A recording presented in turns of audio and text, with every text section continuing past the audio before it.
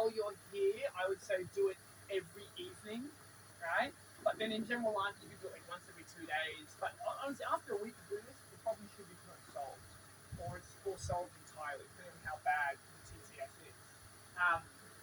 So the 5 equalizations, and we do the 5 equalizations 10 times, like 10 rounds of 5 equalizations.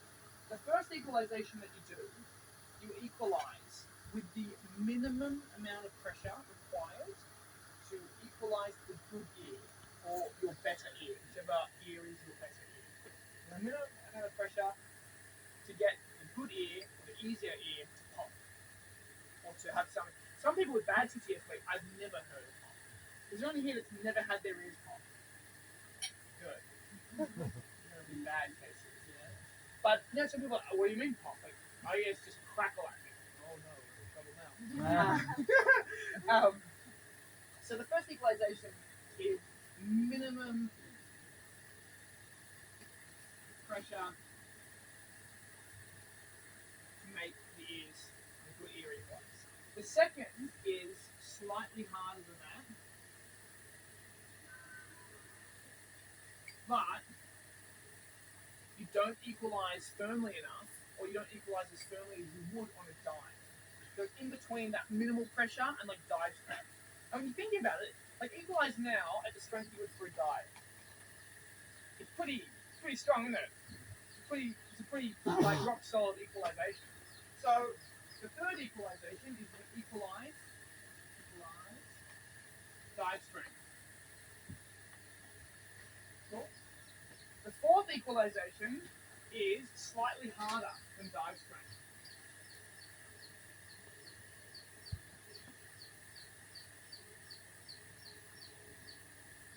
And you hold the equalization for 3 seconds.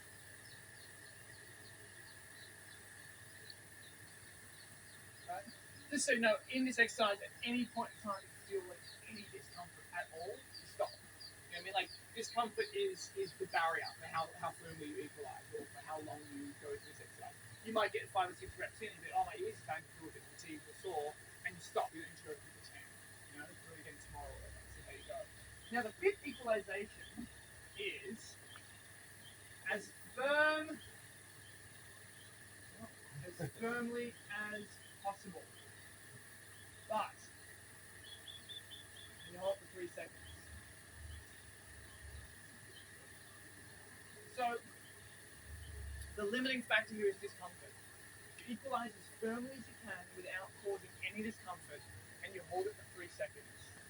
And you might want to be sitting down when you do this because it makes you dizzy. You'll fall over. Then you've gone through this the 5, rest for about a minute, go through them again. Minimal pressure to cause an equalization, slightly harder than minimal pressure but not dive strength. Equalizing at dive strength, equalizing slightly firmer than you would on a dive and holding it open for 3 seconds, and equalizing as firmly as you can without experiencing any at all discomfort.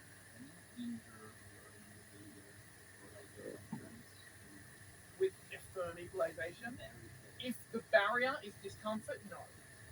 Do you know what I mean? If you feel any discomfort in the equalization and you stop before then no. If I'm like fucking go hard and you're like, oh, it hurts, but keep going, then yes.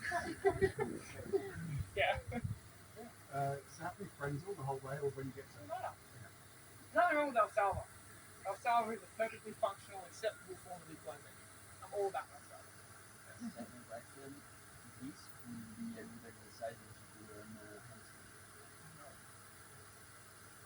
I tried.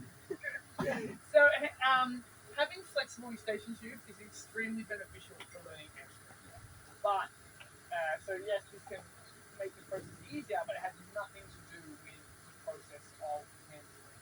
Does that make sense? It has nothing to do with the mechanics of hamstring. But with flexible tubes, it is easier to learn. It's easier to equalize in general with flexible tubes.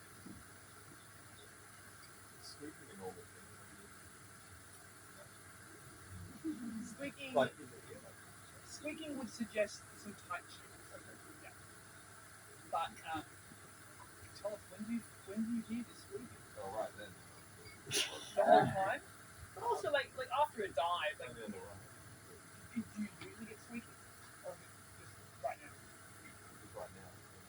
No, but No, I can't think of hearing it.